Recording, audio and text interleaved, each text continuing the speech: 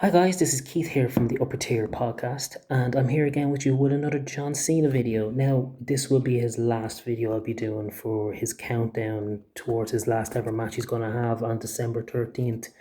It's Saturday night's main event. It's a pity though he couldn't have his match at WrestleMania as his last ever match, to be honest with you, But it is what it is. It's been a stellar year, and an interesting year at that as well, to see how it all has come to an end now with him facing Gunther.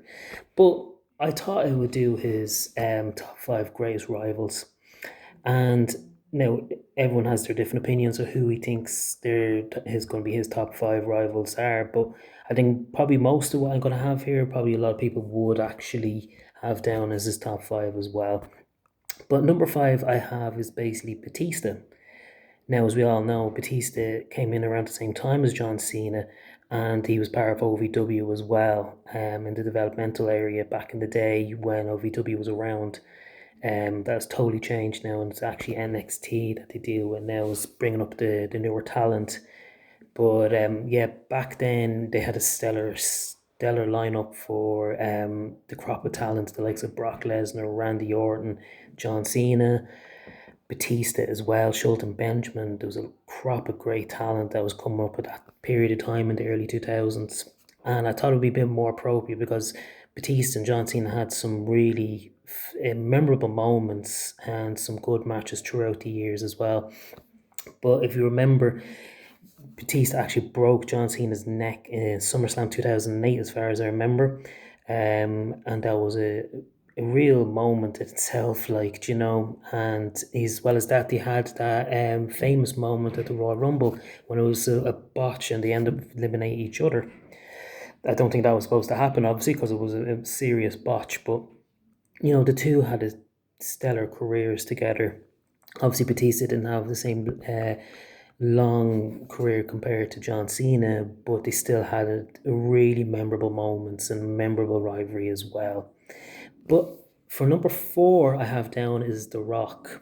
Now, the reason why I have number Rock is down as number four is because these two actually did dislike each other back over 10 years ago when they had the two WrestleMania matches, but they didn't really like each other at all. And when there was one of the promos that was done on Raw, John Cena came out and said that he was basically saw that The Rock was writing his promo on his hand, and you can actually see it. So these two did not like each other, but it was supposed to be once in a lifetime type of match, but it ended up being two matches. But at the same point, two phenomenal mega superstars, and it's a dream match as well. The two of them, good to see, and it's a good thing that we got to see it because there's been plenty of dream matches that we never got to see before, and it's a good thing we got to see those happening with those two. But third down I have is Edge. And the reason I have that down is because is one of his greatest rivals of all time, Edge. But if the most memorable moment is basically him cashing in on the title and New Year's resolution, sorry, in the Elimination Chamber match that John Cena was in, and obviously back then Edge was the first ever Money in the Bank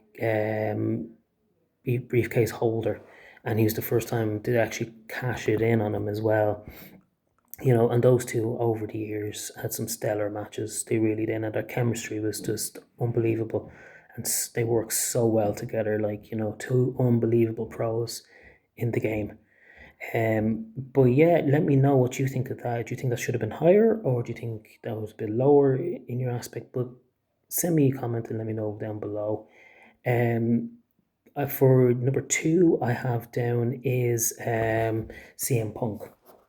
Now, the reason I have CM Punk down as number two is because, again, with the pipe bomb and with that stellar, amazing match, it was one of my favorite matches of all time, is the Money in Bank 2011, when, as I said it before in one of my previous videos, that Punk's contract was coming to an end. And at the time, they didn't know where they stand with CM Punk, if he was going to leave or not.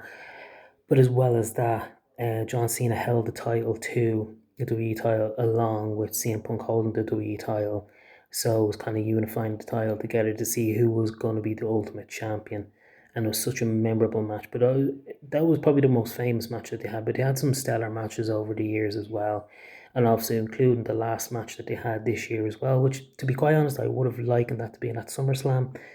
I thought it would have been a bit more appropriate for for two absolute Hall of Famers and bona fide legends of the business. But in saying that, though, it was great to see them have one more match together.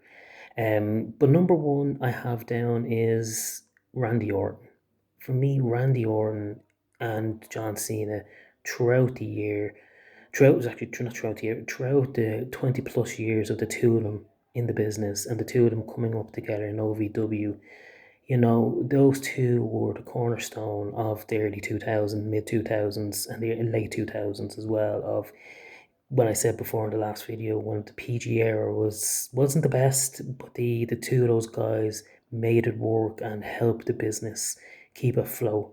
But as well as that, they had a really good stellar match, an I Quit match as well. I think it was 2006. I think it was that they had that match, and the two of them were phenomenal. I thought they had amazing chemistry together, and like I said, they came at a time when the WWE desperately needed new talent and they needed fresh blood, and they also needed two top guys to keep the company going through a very tough period in time that they had in the business. And as well as that, I just thought those two had this memorable moments throughout the years. And just for me, I thought those two were, the best of the rivals. And I personally would like to see Randy Orton induct John Cena into the Hall of Fame, but it's all subjectical at the end of the day. People might have Edge down as number one or CM Punk down as number one. There's no really wrong answer to any of it, really, at the end of the day. I just think personally that would be my number one pick for John Cena. And like again, it's going to be a real sad day when we do see him retire in a couple of weeks. And as well as Randy Orton down the line, I imagine he has only a couple of years left in him too. But they're my top five, anyways, folks. Leave a comment and subscribe if you don't mind, and let me know what you think of my top five. Thank you.